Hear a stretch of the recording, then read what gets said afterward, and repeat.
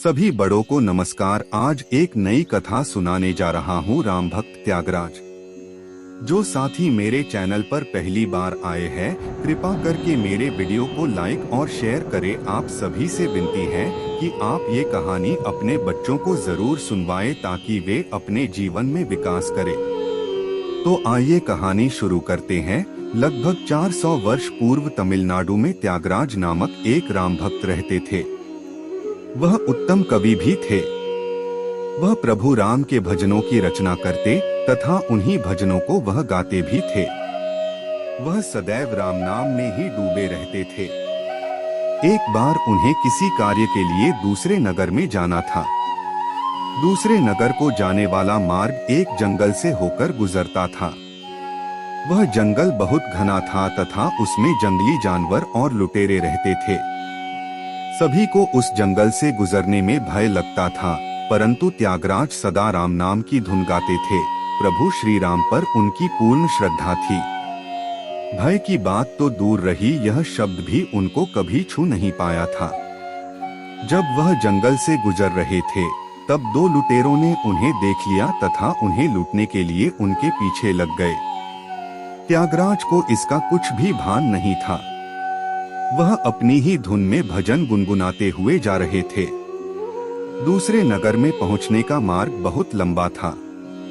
लगभग 2 घंटे जंगल में चलने के बाद त्यागराज ने अपने मन में सोचा कि नगर पहुंचने के लिए अभी लगभग 3 घंटे और लगेंगे, तो क्यों न अभी यहाँ भोजन कर लिया जाए और उसके बाद आगे की यात्रा की जाए।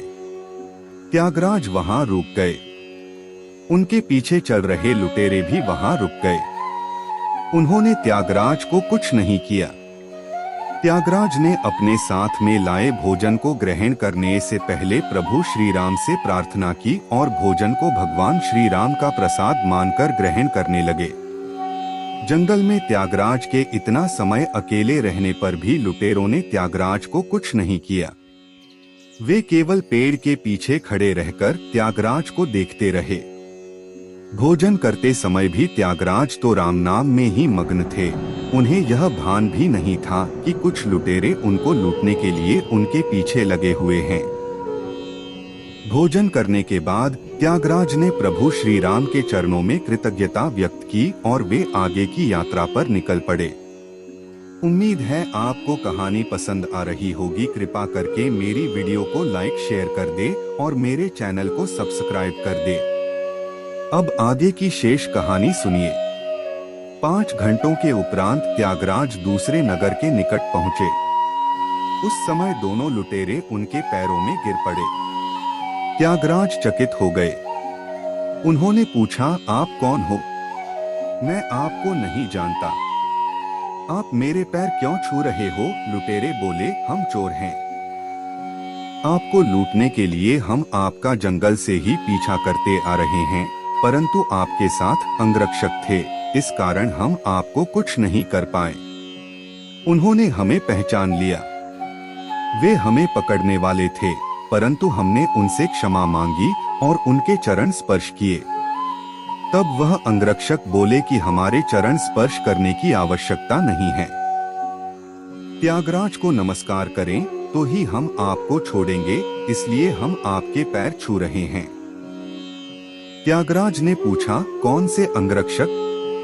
मेरे पास कौन सा धन है जो मैं अंगरक्षक लेकर चलूं? इतने समय से मैं केवल अपने प्रभु श्री राम की धुन में अकेला चल रहा था। मेरे साथ तो कोई नहीं था। त्यागराज इधर उधर देखने लगे।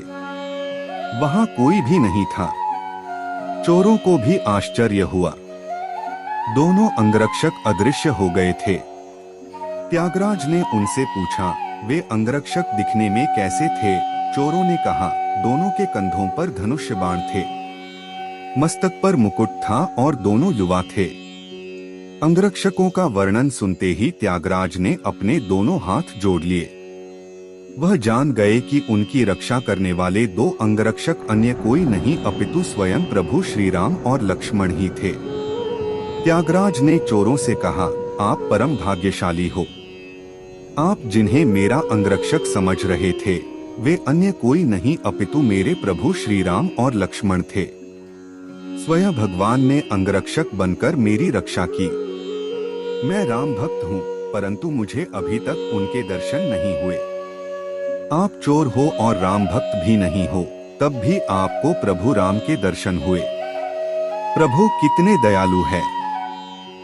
आज तुम्हें साक्षात प्रभु के दर्शन हुए हैं।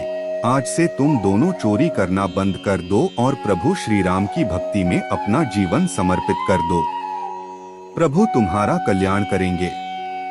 त्यागराज की बात सुनकर लुटेरों की आंखों से अश्रु बहने लगे। उन्होंने त्यागराज के चरण छू लिए और अपना जीवन प्रभु श्री राम के चरणों में समर्पित करने का दृढ़ निश्चय किया। पूरी कहानी ध्यान से सुनने के लिए धन्यवाद। अंत में यही कहूँगा, ईश्वर आप सभी को सुखी रखे और अपना ख्याल रखे।